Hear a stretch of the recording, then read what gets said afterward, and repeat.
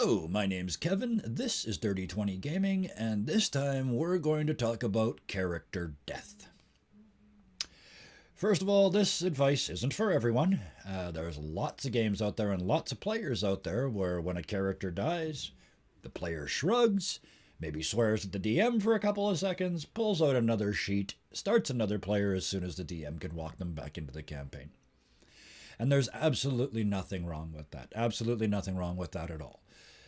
But it's not how I play. Anybody who's seen me in a game knows that I get emotionally involved. I get extremely emotionally invested in my characters. And for those of you who play like me, losing a character sucks. Especially if it's a character with a history that you are committed to and fond of. And really, especially if it's a character that you haven't gotten to explore yet. You built them to explore something and they died before you could really start that process. That sucks too. And I know that these characters are not real. I know they're fictional. But the emotional responses that happen to the game, those are real. So when your character dies, probably the best bit of advice I would give you is keep quiet for a little bit and let those emotions settle. Especially if you're not happy about the way your character died. What I'm saying here is control your emotions a little bit. Don't blurt out something that's going to ruin a friendship. It's a game. It's a character. We can move past this. But stay calm for a minute is all I'm saying. Now, as a side note here, all my current DMs are great. And all my recent character deaths have been amazing, fantastic, and inevitable. As an example, when you play a lawful, good Pact of the Blade warlock who's been tricked into a pact with a chaotic, evil Hexblade, and is fighting against that Hexblade with every section of his being, while at the same time trying to out-aristocrat Baron Strahd von Zarovich, it's not if your character is going to die, it's when and by whose hand. For those of you that care, in my case it was level 8 and it was Strahd.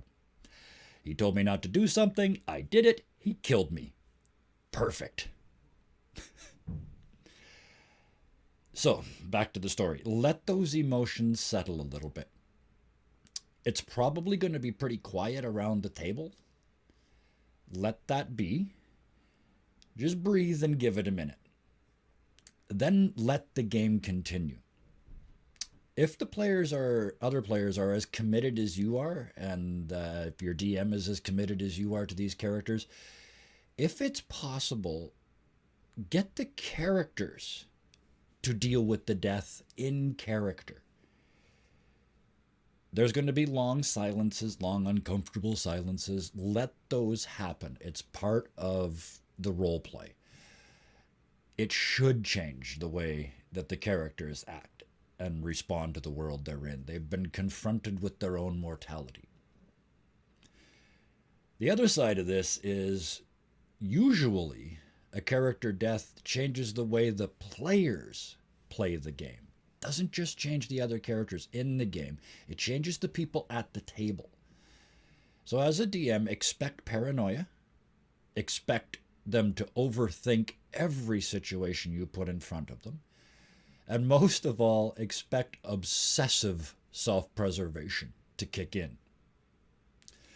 You may find that the party hierarchy, the party structure itself actually changes because of that character that isn't there anymore. Maybe a new leader steps forth. Maybe a new face to the party steps forth. Back to the other side of the table. If it's your character that just died, as soon as you can, maybe smile a little bit and maybe talk about your ideas for your next character. What I'm saying here is if you, the player whose character just died, If you choose to lighten the mood at the table, you're giving permission to everybody else at that table to do the same thing and to start moving on. When I'm DMing, one of the things I like to do is have a graveyard or a deceased wall for the characters that don't survive. This is easy if you play online because you just put it on your start page. So every time your characters join the game, there's the martyrs down at the bottom, the ones that didn't make it. I am aware that there are going to be people who think that I take the death of fictional characters far too seriously. All I'll say to those people is that there are hours and hours and hours, sometimes several hundred hours, poured into and committed to these characters. They have histories and stories. They evoked emotions when they were alive. They made you laugh. They made you sweat. So why not when they're dead? Like I said, I know these characters aren't real, but if you roleplay really hard, the emotions are real.